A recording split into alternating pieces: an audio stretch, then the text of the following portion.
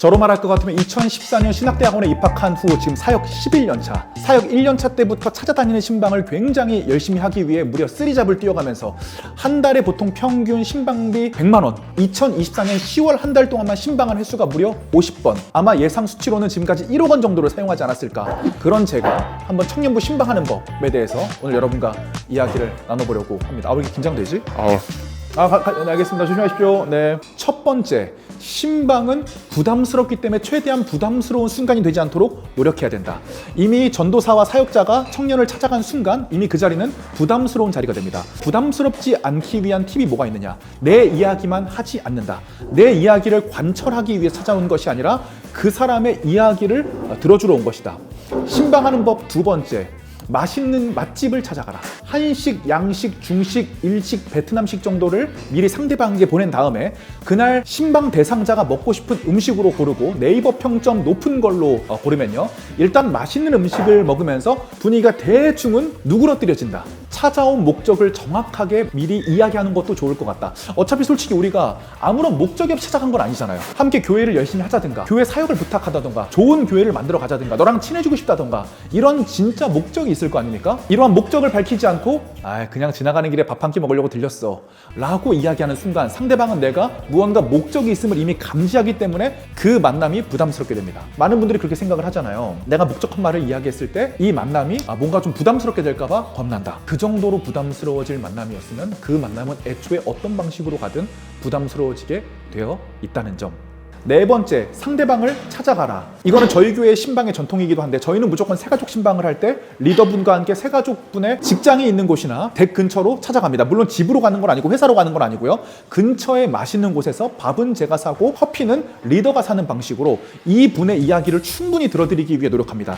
무슨 의미가 있냐면요, 그 사람이 멀리서 오는 만큼 우리도 그 사람을 한번 찾아가 보겠다. 또 그 사람의 삶의 현장을 들여다봄으로써 상대방을 더 잘 이해하고 상대방을 위한 자리를 만들 수 있다는 굉장히 중요한 장점이 있습니다. 최대 충주까지 가본 경험이 있습니다. 상대방은 분명히 그럴 거야. 여기까지 오는 거 좀 이렇게 부담되고 죄송해요. 취지를 설명해 주십시오. 부담 가질 필요가 없다. 지금 나 최대 충주까지 가봤기 때문에 서울에 있는 1시간 거리, 경기권의 1시간 반 거리 전혀 문제가 되지 않는다. 다섯 번째입니다. 낄끼빠빠 하는 것이 굉장히 중요합니다. 경우에 따라서는 짧게 치고 빠지는 경우도 필요합니다. 만약에 점심시간에 직장인을 찾아간 경우에 1시간이는 굉장히 소중한 시간을 뺏고 또 중간에 들어가 봐야 하는 경우가 생기기 때문에 그런 경우에 내가 너무 오랫동안 상대방을 붙잡고 있게 되면 상대방은 부담을 느끼게 됩니다. 아직 라포가 완전히 형성되지 않았고 할 말을 다 못한 상황이어도 다음을 기약하면서 그날은 빠빠이 하고 시간이 조금 더 지났을 때 다시 한번 찾아오는 방식을 취한다면 두 번째 만남에서는 조금 더 수월하게 대화를 할 수 있을 겁니다. 여섯 번째, 시간을 정하고 만나는 것도 매우 좋습니다. 예를 들어 최진실 PD와 신방을 할 때 저희가 짧은 시간에 너무나 많은 이야기를 해야 됐기 때문에 신방을 두 번에 걸쳐서 하는 아주 불미스러운 사건들도 경험했습니다. 저분은 저를 두 번이나 만났으니 얼마나 부담되셨겠어요? 부담됐나요? 시간 내는 부담. 거짓말하지 마! 그래서 혹시 사역적으로 만나야 되는 경우에는 미리 아젠다를 전달을 하고 어느 정도 시간이 필요할 것 같다를 확실하게 상대방에게 인식을 시키면 그 만남이 조금 더 효율적인 만남이 될 수 있을 것 같습니다. 효율적인 만큼 부담스럽지 않게 되겠죠. 그러니까 이런 인상을 줘야 돼요. 이 사람은 할 말을 확실히 하고 효율적으로 굉장히 시간을 활용하는 사람이다. 그런 인상을 줄 필요도 있겠죠. 이거 조심히 가. 굉장히 중요한 7번째 특징, 경청 또 경청이다. 우리 목장모님 때도 이런 분들 계세요. 내가 예를 들어서 전도사님, 제가 얼마 전에 진실이 만났는데 좀 마음이 힘들었어요. 그러면은 이 사람이 이야기할 수 있도록, 이 사람이 진실이를 만나서 왜 마음이 힘들었는지를 계속 이야기할 수 있도록 도와줘야 되는데 이 사람의 말을 뺏어서 내가 하고 싶은 얘기를 하는 거야. 너 진실이 때문에 힘들었지? 야, 나도 옛날에 힘들었던 경험 있잖아. 내가 옛날에 이런 일이 있었는데 이 사람 만날 때 진짜 힘들더라고. 이런 식으로 말을 가로채버리면 오히려 내 말을 이 사람이 들어주는 반대의 경우가 생기게 됩니다. 신방을 하실 때는 신방 대상자를 위해서 온 것이니까요, 이야기를 끊지 말고 끝까지 경청해주는 자세가 굉장히 중요하겠습니다. 경청하는 법도 이야기해야 돼. 맨날 이야기하잖아. 몸을 앞으로 15도 굽히세요. 테이블 위에 팔을 올려놓으세요. 아이 투 아이를 하세요. 좀 부담스러울 수 있으니까 살짝 10도 정도 옆을 쳐다봐 주세요. 그렇구나. 진실이 만났어? 이렇게만 이야기해 준다면 굉장히 좋은 경청의 자세, 이 사람이 이야기할 수 있도록 계속적으로 자리를 마련해 주는 것이 될 수 있겠다. 1대1이 부담될 수 있습니다. 저도 100번에 한 번 정도 말을 잘하고 못하고를 떠나서 너무 이상하게 지루하고 시간이 안 가는 경우들도 덜어 존재합니다. 거의 없어요. 근데 아주 가끔 존재해요. 이럴 때는 내가 편한 사람을 데려가는 것이 아니라 이 사람을 편안하게 해줄 이 사람과 친한 사람을 모셔가는 것도 굉장히 좋은 방법이다. 하지만 이 사람이 편안해만 한다면 내가 좋아하는 사람을 데리고 가는 것도 굉장히 중요하다. 둘이서는 재미가 없었지만 셋이 되면 또 시너지가 다를 수 있다. 어줍잖게 친해지려고 하지 마라. 빠르게 친해지려고 하지 마라. 사람과 사람이 친해지는 데는 시간이 걸리고요. 대부분 신방을 하는 사람과 받는 사람은 성향과 취향이 공유되기는 어려운 경우들이 많이 있습니다. 우리는 친구 사이로 만난 게 아니라 교회에서 만난 사이이기 때문에 예수 그리스도가 유일한 공통 분모가 되십니다. 그래서 예수 그리스도 이야기를 하지 않으면 우리는 공통 분모가 마련되기는 굉장히 힘이 든다. 여기서 이제 9번째가 바로 이어지는데요. 세상적인 얘기 수박 겉핥기식 이야기하지 말고 예수님 이야기하고 감정 소통하는 이야기 했으면 좋겠다. 예수님 이야기가 빠진 교회 모임만큼 불필요한 게 없고요. 서로 감정이 소통되지 않는 만남만큼 허무한 만남이 없습니다. 그러니까 이런 얘기만 하다 끝나는 거죠. 나 오늘 학교에서 무슨 일 있었잖아. 나 이렇게 뭐 힘든 일 있었잖아. 나 이런 고민이 있잖아. 이런 이야기만 하는 것이 아니라 진짜 내가 어떻게 느끼는지 그리고 상대방이 어떻게 느끼는지를 끌어낼 수 있는 스킬과 힘이 필요하다. 11번째, 예수님 이야기하는 게 처음에 굉장히 어색할 수 있어요. 특별히 한국 남자 같은 경우는 예수님 이야기를 어디서 꺼내본 적도 없고 자신의 감정을 어디서 이야기해 본 적도 없기 때문에 굉장히 어색할 수 있는데 하나님 만난 경험이 있어? 네가 교회에 나오는 이유는 뭐야?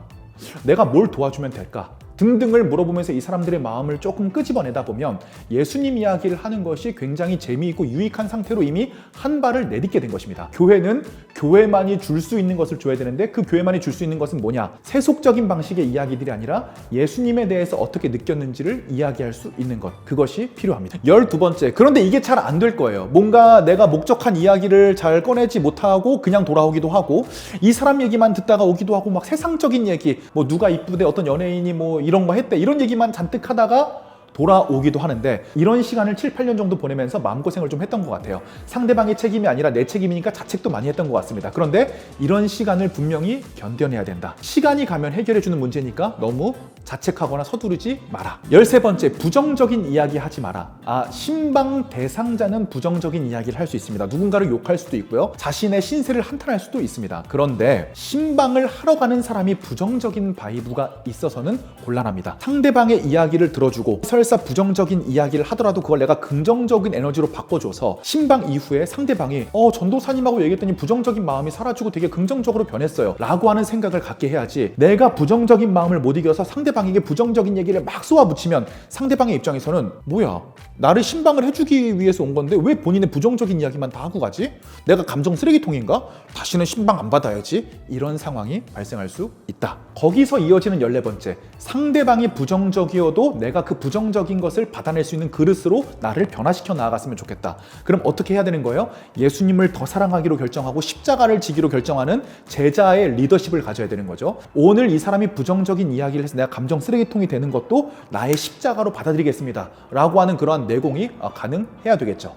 그때 상대방은 나에게 굉장한 신뢰감을 느끼게 된다. 15번째, 그런 의미에서 신방을 가는 길에 기도는 필수입니다. 신방 대상자를 위해서 기도하고 하나님의 영광이 드러나길 위해서 기도하고 하나님의 나라가 그 신방 가운데 임하기를 기도함으로써 그 대화의 주인이 예수 그리스도가 될 수 있도록 기도해야 됩니다. 자, 마지막 대망의 16번째, 신방 가기 싫은 날은 어떻게 해야 되냐? 여러분, 신방의 대부분은 가기가 싫습니다. 왜냐하면 사실 누군가와 만나서 2-3시간을 전심전력으로 서로 이야기해야 되는 게 나도 힘들고 그 사람도 굉장히 힘든 일이에요.